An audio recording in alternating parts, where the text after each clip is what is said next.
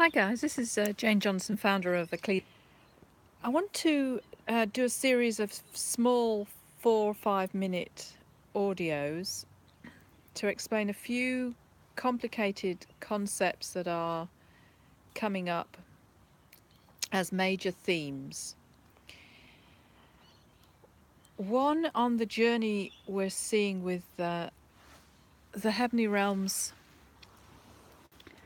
is that it is about scrolls, and the hardest thing to grasp is what is your scroll, as it's forever changing, morphing, and getting a new perspective on it. So to explain the journey so that new people can really not jump in too quickly and start something that may be a smaller blueprint. We started off seeing the importance of everyday jobs as a key part of the Heavens Blueprint, not doing a ministry in church. And then we defined the 7 mountains, and we began to ask people, was their scroll on one of those, such as business, family,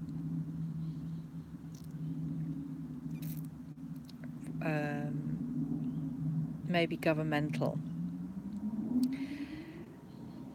Media's one. We don't actually use those anymore now. So what we saw was we begin to look at not redeeming an old mountain. So that means that we are in latter days, and we are trying to see what our role is in bringing the end times and the new heaven and the new earth.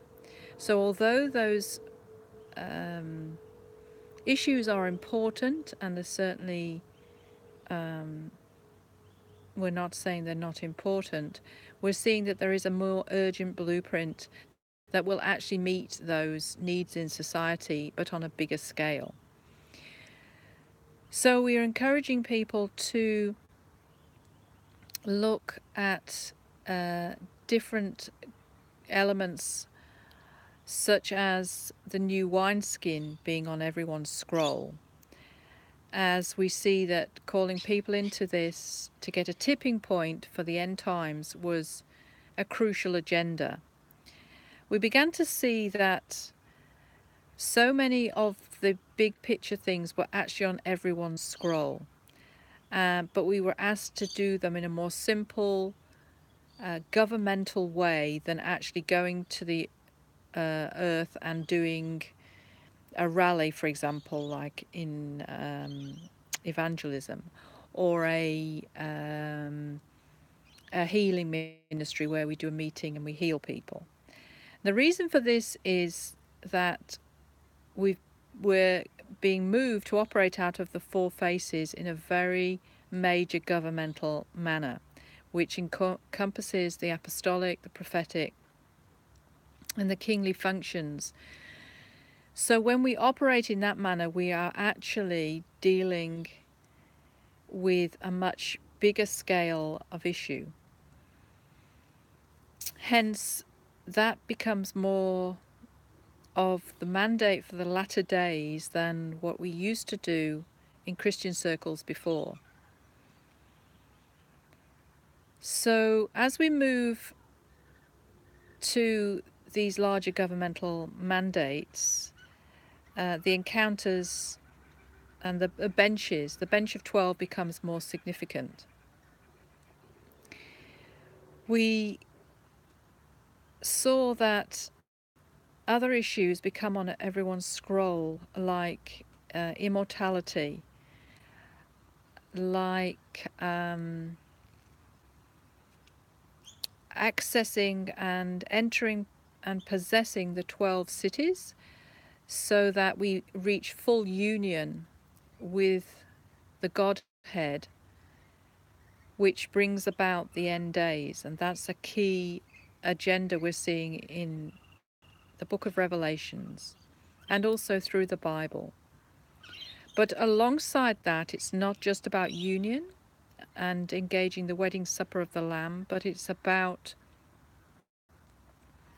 fully taking our authority and actually doing what the Father and the Son do. The Father, and taking on the strands of DNA of the Father and the Son. So that then becomes part of our scroll, that we actually learn to judge like the Father, and we take on the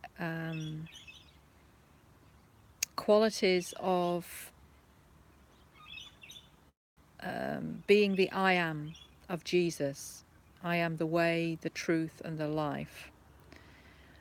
And this is where the cities really play an important part. And oh yes, we're also on the journey of DNA transformation, is my latest word that I'm using, because we are actually recognizing our need to awaken to our primordial states and deal with a lot of junk that has actually blocked that clarity. So when we put this together, we get a scroll of union, authority, and DNA transformation. And this leads to the final scroll of becoming a mature manifest son, to bring the tipping point, to bring on the earth timeline the end times. So as we move to take up those roles, we begin to judge major things in the cities. And this allows us to become to